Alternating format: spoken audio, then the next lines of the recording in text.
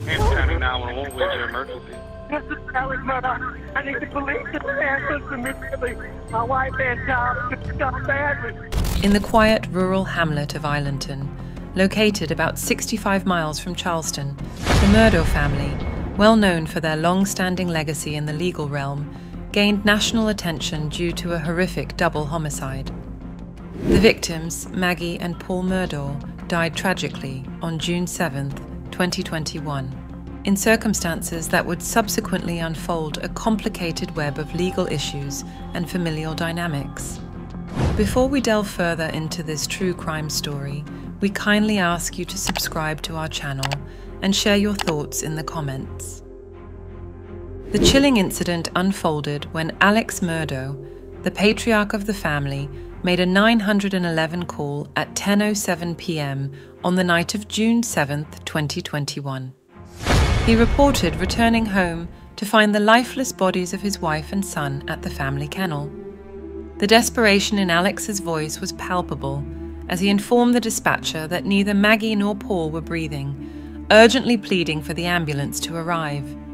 Investigations revealed that Paul was shot multiple times with a shotgun, while Maggie met her end through an AR-15 type assault rifle. The gruesome details hinted at a crime that went beyond a mere tragic event. It suggested a calculated act of violence. Upon investigation, Murdaugh continually stated that he was at home and had not gone with his wife and son to the dog kennels, where they were shot to death. He said that he had napped before going to see his elderly mother. But once witnesses recognized Murdaugh's voice in a Snapchat video Paul recorded at the kennel right before the shooting started, the prosecution's case took a dramatic turn. In July 2022, a grand jury indicted Alex on 2 counts of murder and 2 counts of possession of a weapon during the commission of a violent crime related to the deaths of his wife and son. Despite professing his innocence and claiming he was away visiting his ailing mother at the time of the killings, authorities presented evidence, including cell phone video footage, placing Alex at the scene shortly before the murders. In response to the mounting evidence against Alex, his defense team accused prosecutors of withholding crucial information and failing to consider alternative suspects. Alex maintained his plea of not guilty, insisting that he loved his family dearly and had no involvement in the heinous crimes. As the murder trial loomed on the horizon, prosecutors produced evidence from a social media video posted by Paul before the murders. This content became a pivotal piece, contradicting Alex's alibi and complicating the timeline of events on the day of the killings. The clash between the defense and prosecution intensified, setting the stage for a trial that would unravel the family's secrets. Maggie Murdaugh, 52, a graduate of the University of South Carolina and a former member of the Kappa Delta sorority, was remembered as a vibrant and devoted mother. Her friends recalled her as a fun-loving spirit, and her obituary painted a picture of a woman with a generous heart and a deep love for her family. 22-year-old Paul, a junior at the University of South Carolina, faced his own set of legal troubles before his untimely death. 2 years prior, he was indicted on 3 felony counts of boating under the influence after a tragic incident that claimed the life of 19-year-old Mallory Beach and left 2 others seriously injured. Paul's legal woes stemmed from a boating accident where his vessel crashed into Archers Creek Bridge, resulting in Mallory Beach's death. Witnesses claimed Paul had been intoxicated and insisted on driving the boat despite objections from others on board. His blood alcohol content, taken later at the hospital, revealed a staggering 0.286%, 3 times the state's legal limit. While Paul pleaded not guilty to the charges against him, he never had the opportunity to face trial. His life was cut short before justice could be served, raising questions about the interconnected tragedies surrounding the Murdaugh family. Months after the initial tragedy, another distressing incident occurred. On September 4, 2021, Alex made a second 911 call, this time reporting that he had been shot. According to his account, a Good Samaritan who had stopped to help with a flat tire turned violent. This bizarre turn of events added another layer of complexity to an already convoluted saga. The case took a bizarre turn when Alex, already facing charges for the deaths of his wife and son, allegedly orchestrated an elaborate suicide attempt to defraud an insurance policy, bringing a new layer of complexity to the unfolding tragedy. As investigators delved deeper into Alex's gunshot wound, suspicions arose regarding the authenticity of his account.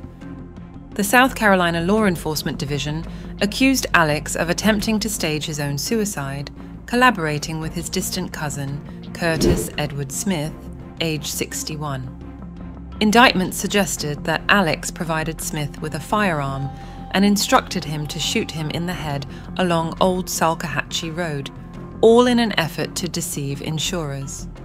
Authorities allege that Alex's motive was to make his death appear as a homicide, enabling his surviving son, Buster, to collect a $10 million life insurance policy. This shocking revelation painted a picture of financial desperation and a drastic attempt to secure resources for the surviving family member.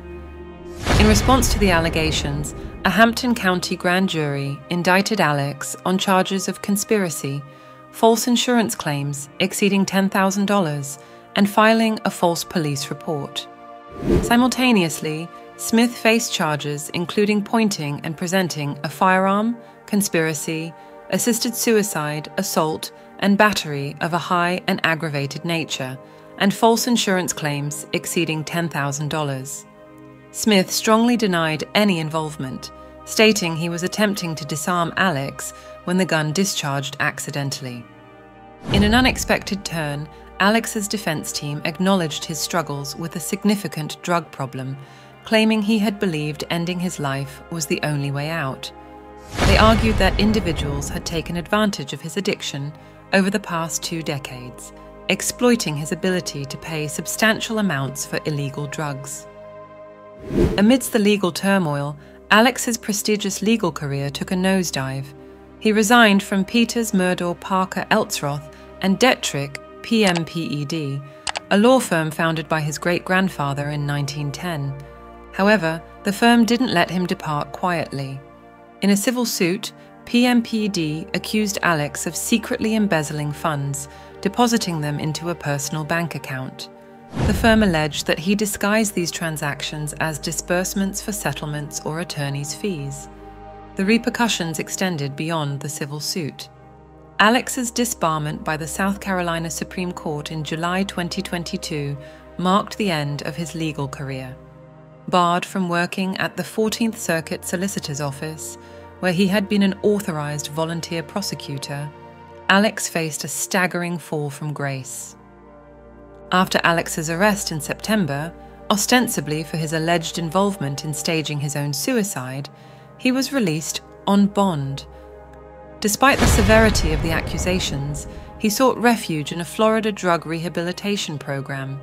However, this proved to be just a brief respite, as a second arrest by the South Carolina Law Enforcement Division in October 2021 threw him back into the legal maelstrom.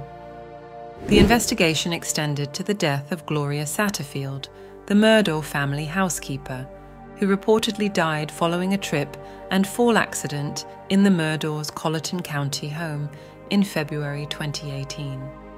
Initially attributed to a stroke and cardiac arrest, suspicions arose when it was revealed that Alex encouraged Satterfield's sons to file a wrongful death suit.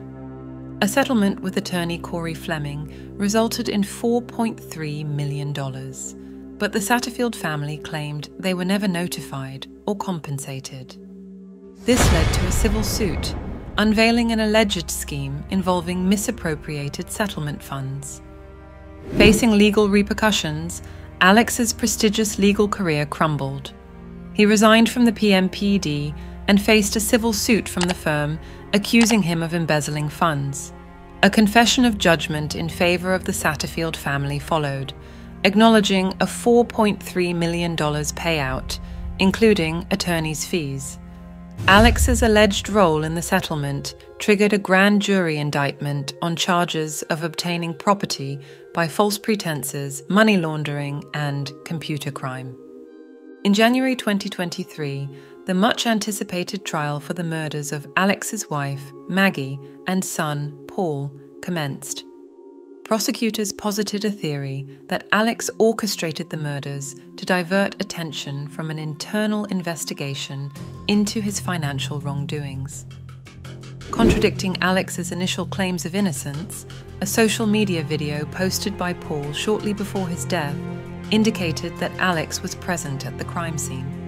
In a surprising turn, Alex took the stand and admitted to lying about his whereabouts, attributing it to paranoia fueled by opioid addiction and distrust of law enforcement. His defense team argued flaws in the investigation, including improper maintenance of the crime scene. However, the jury found Alex guilty of murdering Maggie and Paul after less than 3 hours of deliberation. He confessed to the court, "I lied about being down there, and I'm so sorry that I did." Even though he was convicted of killing his own flesh and blood, his desperate attempt to save his name sent chills down the spines of everyone in the courtroom. He was sentenced to life in prison with the possibility of parole. The legal onslaught against Alex continued, with charges piling up. In December 2021, he faced 9 counts of breach of trust, 7 counts of computer crimes, 4 counts of money laundering, and 1 count of forgery, totaling over $1.3 million. Subsequent indictments in January, March, and May 2022 added financial crimes to the list, culminating in almost 90 additional criminal charges. The Murdaugh family saga unfolds as a terrible tale of treachery, duplicity, and legal failure. Alex Murdaugh, a once prominent legal figure, now faces life in prison as the precise details of his alleged crimes emerge.